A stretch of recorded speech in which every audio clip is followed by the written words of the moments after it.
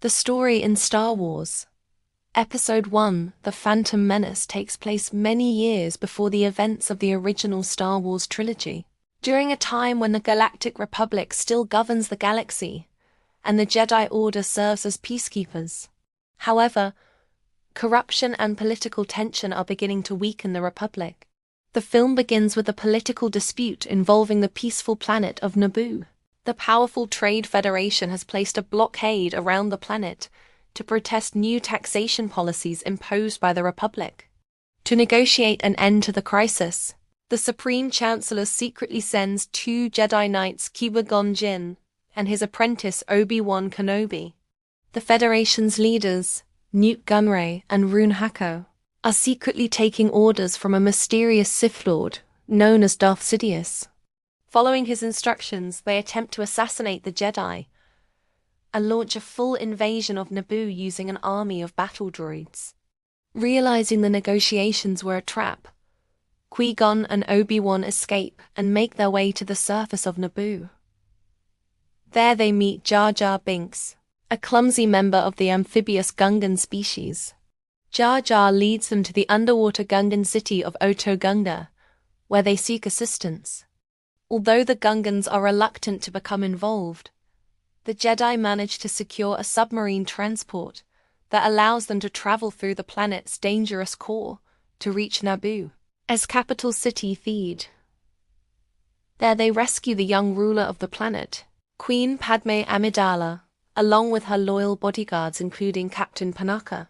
With the invasion spreading rapidly, the group flees Naboo aboard the Queen's royal starship to seek help from the Galactic Senate.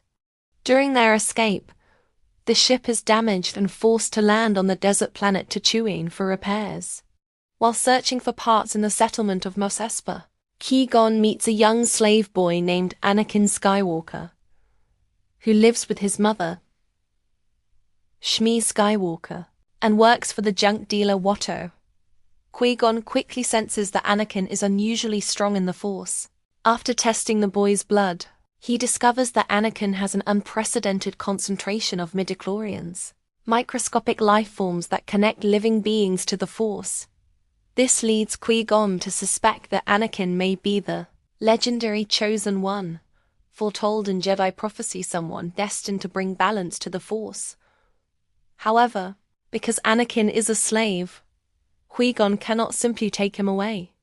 Instead, he enters Anakin in a dangerous podracing competition, the Boonta Eve Classic, betting on the boys' victory to win both the parts needed for the ship and Anakin's freedom.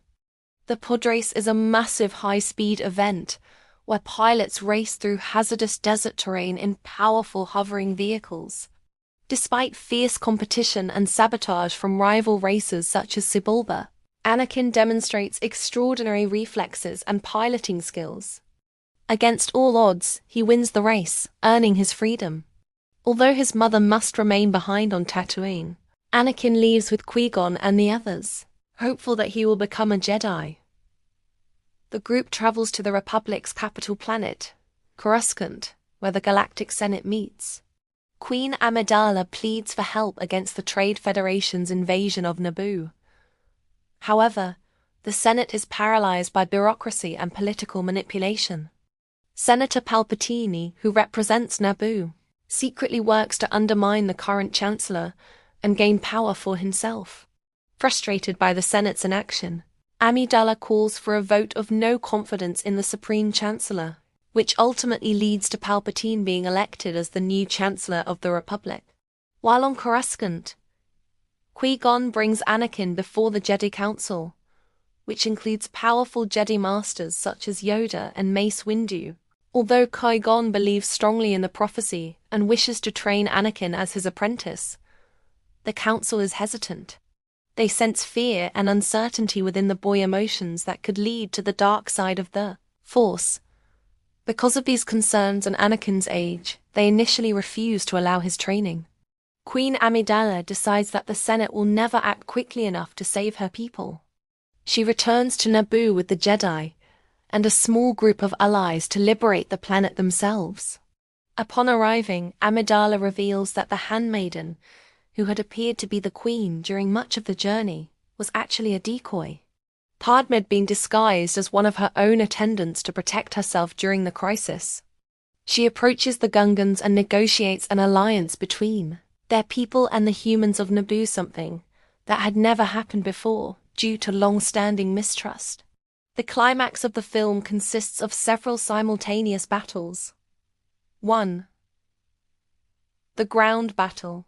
The Gungan army confronts the Trade Federation's massive droid forces on the plains of Naboo. Although heavily outnumbered, they fight bravely in an attempt to distract the enemy. 2. The palace infiltration. Queen Amidala and her team infiltrate the palace in Theed to capture the Federation's leaders and shut down their control of the droid army. 3. The space battle. A group of Naboo starfighter pilots launches an attack against the Federation's control ship orbiting the planet. Anakin accidentally joins the battle after hiding in a fighter cockpit. 4. The lightsaber duel. Meanwhile, the Jedi confront the Sith apprentice Darth Maul, who wields a distinctive double-bladed lightsaber. In a fierce duel, Maul kills Qui-Gon Jinn. Obi-Wan, overcome with grief but determined, continues the fight and ultimately defeats Maul by cutting him in half and sending him falling down a reactor shaft. During the space battle, Anakin unintentionally pilots his starfighter into the Federation's control ship. Inside the hangar, he launches torpedoes that destroy the vessel's main reactor.